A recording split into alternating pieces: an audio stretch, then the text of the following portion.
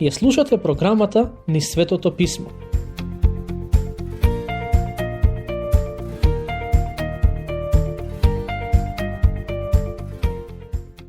Драги пријатели, денес ќе почнеме со обработка на посланието до Филипјаните. Едно од новозаветните посланија, кои се напишани од страна на апостолот Павле за време на неговиот престој во затвор. Според преданието, кога го пишувал ова послание, апостолот Павле се наоѓал во затвор во Рим. Покрај посланието до Филипјаните и посланијата до Ефесјаните, Колосјаните и Филемон се познати под името посланија напишани од затвор. Според мене, посланието до Филипјаните е едно од најубавите посланија во Новиот Завет. Се разбира, сите книги од Новиот Завет, а и од Библијата, се прекрасни и богати со содржина. Но мене посланието до Филипјаните ми е едно од омилените.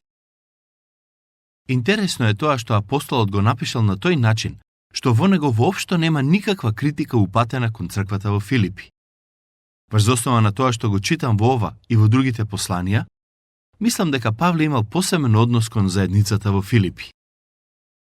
Следните неколку минути сакам да ви го објаснам контекстот поврзан со Павле и црквата во Филипи. Апостолот го посети градот Филипи за време на неговото второ мисиско патување.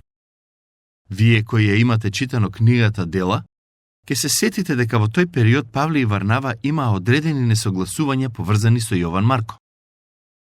Јован Марко му беше роднина на Варнава.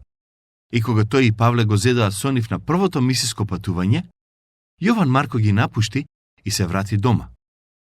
Затоа, кога Варнава предложи да го земат Јован Марко на второто патување, Павле силно се спротивстави. Нивното несогласување беше толку големо, што на крајот двајцата одлучија да продолжат да служат, но раздвоено. Павле го зеде со себе сила, а Варнава го зеде Јован Марко. Се разбира, некое време подоцна Павле го смени мислењето за Марко и го нарече човек кој е од голема полза за службата. За време на второто мисиско патување, Павле отиде во Галатија со цел да ги посети црквите кои беа започнати за време на првото мисиско патување. Според извештајот на доктор Лука, Павле потоа се обиде да оди во Мала Азија, чиј главен град беше градот Ефес, но Бог не му дозволи. Во книгата Дела пишува дека Светиот Дух му забрани да го проповеда Божиот збор на тоа место. Некое време подоцна и таа врата му беше отворена. Но за време на тоа мисиско патување, Бог имаше малку поинаков план од оној на апостолот. Со оглед на тоа што не му беше дадена можност за проповедање на зборот во таа област, Павле помисли дека треба да оди на север. Затоа се обиде да оди во Витинија. Тоа е под јужниот брег на Црното море, место во кое имаше големо еврејско население. Во денешно време, таа област спаѓа во границите на Турција, но во тоа време областа се викаше Витинија. Во времето на Павле, таа област беше многу позната, бидејќи имаше прекрасна клима. Но иако Павле сметаше дека проповедањето таму е Божјата волја во тој момент, слушнете што пишува во Дела 16:7. А кога дојдоа во Мизија, се обидоа да отидат во Витинија, но Духот на Исус не ги пушти. Тоа значи дека по втор пат на тоа мисиско патување, Светиот Дух му рече не на апостолот. Значи, Павле не можеше да оди ни на југ, ниту на север. Со оглед на тоа што дојде од истокот, единствената насока која му преостана беше западот. Токму тоа му го кажа Светиот Дух. Тој му рече на Павле да оди на запад, и апостолот и Сила го направија тоа. Кога тргнаа кон запад, тие стигнаа до градот Троада и таму чекаа да добијат нови насоки од Духот. Замислете да можевте да разговарате со апостолот Павле додека беше во Троада. Ке му речевте: Павле, што правиш тука на ова место? Тој ќе одговореше: па, моментално сум на моето второ мисиско патување. Вие ќе го прашавте: тоа звучи интересно, што ти е планот? Каде ќе одите со Сила? Тој ќе одговореше: не знам.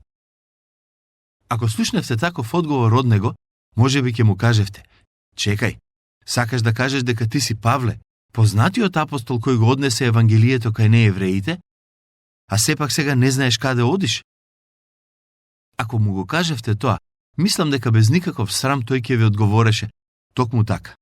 Не знам каде одам и чекам Бог да ме води пред да тргнам во која било насока.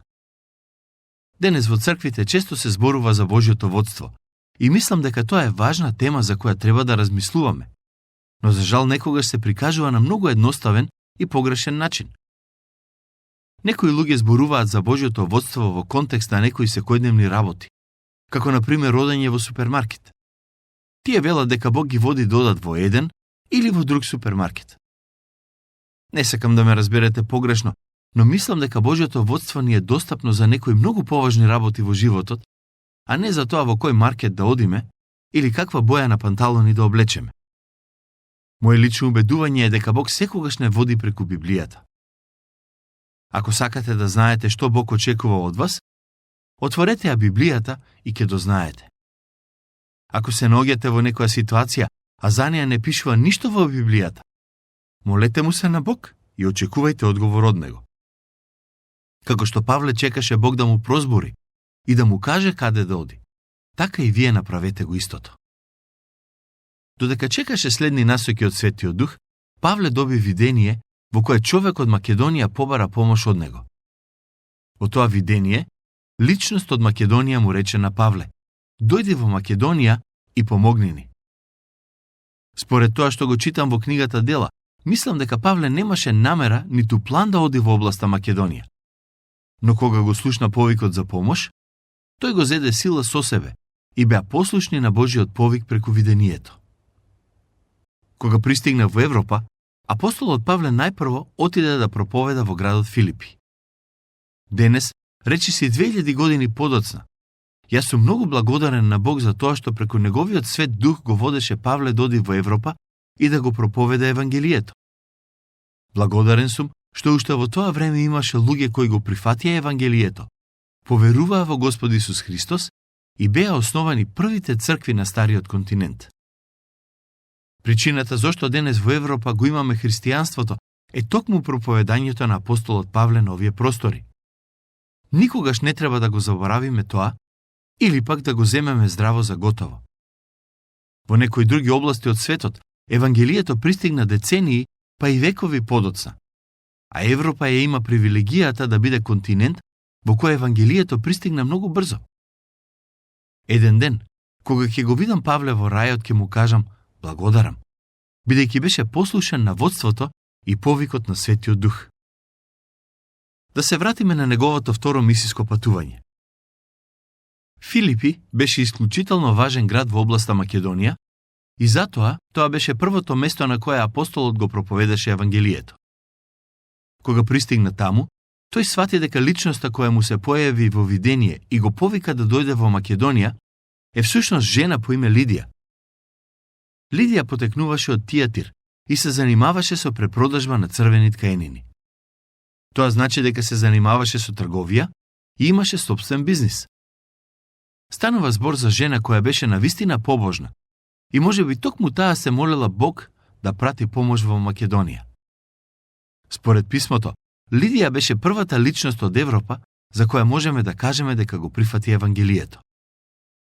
После неа и други ја прифатија христијанската вера, меѓу кои и чуварот на затворот, во кој беа сместени Павле и Сила.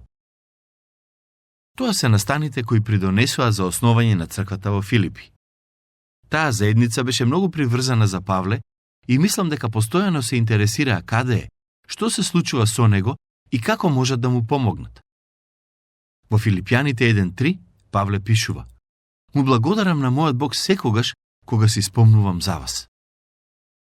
Такви зборови не им упати на коринтјаните или пак на галатјаните, туку само на христијаните во Филипи. Тој им вели: благодарен сум на Бог за вас, бидејќи секогаш кога се сеќавам на вас, имам некаква радост во срцето. Христијаните во Филипи беа прекрасни луѓе. Тие го сакаа Павле и Павле ги сакаше нив. Имаше еден период кога не знаеја што се случува со Павле и каде се наоѓа апостолот. Тоа се случи кога Павле беше затворен во Ерусалим во период од 2 години. После тие 2 години, Павле беше префрлен во затвор во Рим и таму имаше малку повеќе слобода. Не само што можеше да праќа писма до црквите, туку и од време на време имаше можност да биде посетуван од страна на неговите пријатели. Кога го дознаа тоа, христијаните во Филипи го пратија Епафродит да го посети и да му однесе подарок од нив. Токму затоа Павле го напише ова послание, за да им заблагодари на нивната грижа. Во ова послание, тој воопшто не се обидува да ја поправи теологијата на црквата во Филипи, како што направи со црквата во Галатија, ниту пак да ги укори за нивното однесување, како што направи со црквата во Коринт. Ова е писмо во кое апостолот пишува во пријателски и братски дух и сака само да ги поттикне христијаните во Филипи да продолжат да чекорат по Христовиот пат. Сигурен сум дека кога Епафродит стигнал во Филипи, Павле го прашал: каква е ситуацијата во црквата во Филипи? На што Епафродит одговорил: црквата е добра, луѓето се држат до Христос. Павле му рекол: да не имате некаков проблем? Епафродит одговорил: па, има еден мал проблем. Според тоа што го читаме во ова послание, црквата во Филипи имаше еден мал проблем. Две жени во неа беа раскарани и не зборуваа една со друга. Токму затоа во 4.2 Павле пишува: ја моламе Водија, ја моламе и Синтихија да бидат едномислени во Господ. Тие имаа некаков проблем поради кој, иако доаѓаа во црква, сепак не зборуваа една со друга. Некогаш може би имало и одредени тензии помеѓу нив, поради што страдала духовната атмосфера во црквата. Од секогаш сум се прашувал кој бил проблемот помеѓу овие две христијанки. Зошто Водија и Синтихија имале конфликт? Интересно е тоа што апостолот Павле не ни го открива коренот на проблемот, туку само ги повикува да го решат. Може би станува збор за некој личен проблем. Може би проблемот бил семеен, финансиски или нешто сосема поинакво. Но со самото тоа што Павле не навлегува во проблемот, туку само ги повикува да го решат. Тој како да сака да каже: каков и да е вашиот проблем, очекувам да го решите поради Господ. Што се однесува до меѓусебните конфликти во црквата, реалноста е дека секогаш ги имало и додека црквата е тука на земјата, во неа секогаш ќе има одредени конфликти. Тоа не е нешто невообичаено, бидејќи црквата е составена од луѓе кои не се совршени. И затоа некогаш ќе се однесуваат горделиво, тврдоглаво, арогантно и слично. Но токму затоа Павле вели дека треба да ги тргнеме настрана и нашите разлики и нашите гревови, бидејќи како христијани ние сме повикани да живееме за Господ, а не за да си угодиме себе си. Оваа книга е поделена на 4 глави и секоја од нив има главна тема. Во глава 1 темата е филозофијата на христијанскиот живот. Во глава 2 темата е примерот за христијанскиот живот. Во глава 3 темата е наградата за христијанскиот живот. Во глава 4 темата е силата за христијанскиот живот. Со тоа го завршуваме воведот во посланието до филипјаните. Мислам дека сега е време да почнеме со читање и обработка на истото. Глава 1. Почнуваме со обработка на глава 1, каде главната тема е филозофијата на христијанскиот живот. Првите 2 стиха од оваа глава се вовед во самото послание. Потоа во стиховите 3 до 11, апостолот Павле ги искажува своите чувства кон христијаните во Филипи. И кога ќе дојдеме до тој дел, ќе видите колку тој ги сака и сака да напредуваат во верата.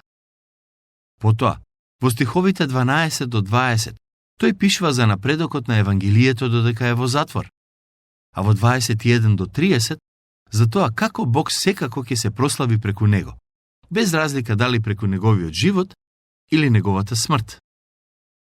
Оваа новозаветна книга е многу практична и верувам дека секој поединец, секое семејство и секоја црква имаат што да научат од зборовите кои Павле им ги напишал на филипјаните.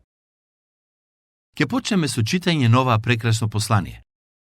Ако имате Библија со себе, ќе ве замолам да ја отворите кај посланието до филипјаните и да читате заедно со мене.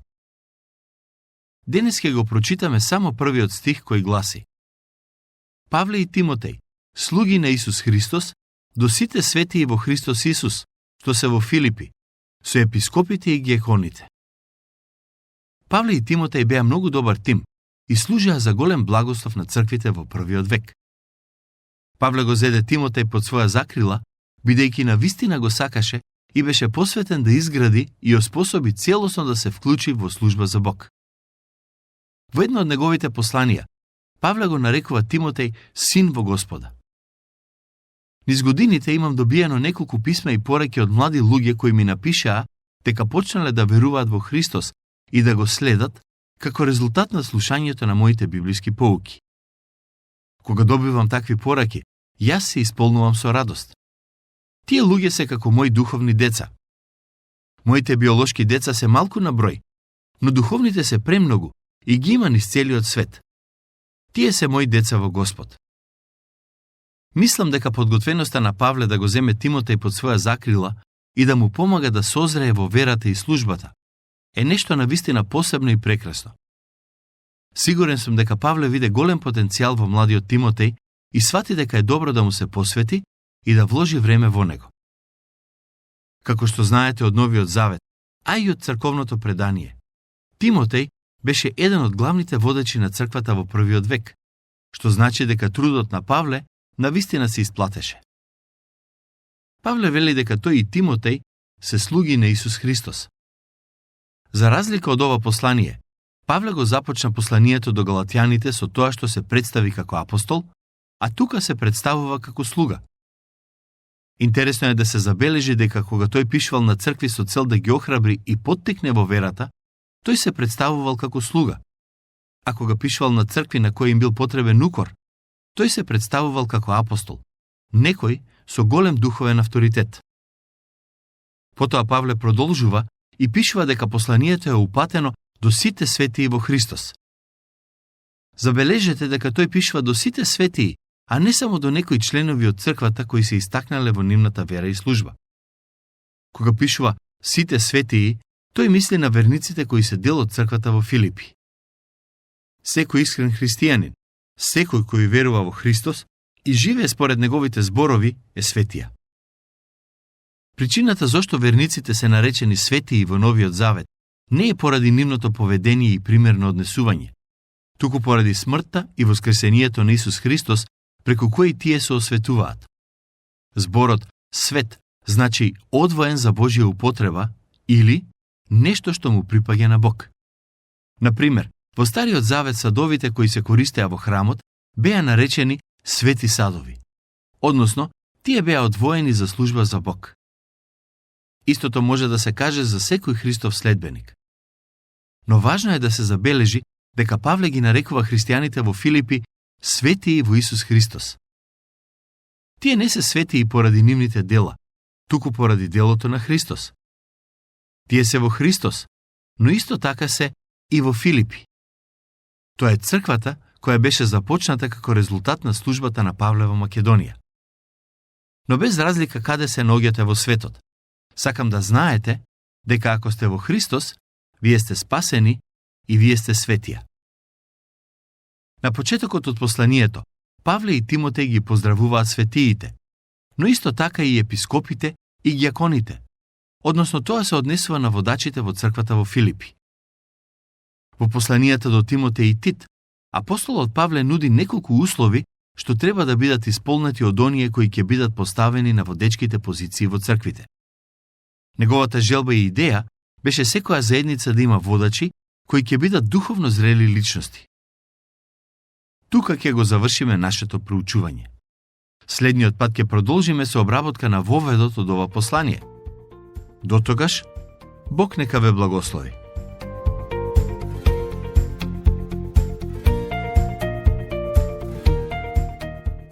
Слушнавте емисија од програмата Низ Светото Писмо. Можете да не слушате и преку мобилна апликација на нашиот YouTube канал и на сите познати подкаст платформи, како што се Google, Apple и Spotify. Ако ви се допаѓаат нашите програми, споделете ги и препорачајте ги на вашите пријатели. Бидете слободни да оставите свој коментар или да ни пишете на нашата имейл адреса nizsvetotopисmo@gmail.com.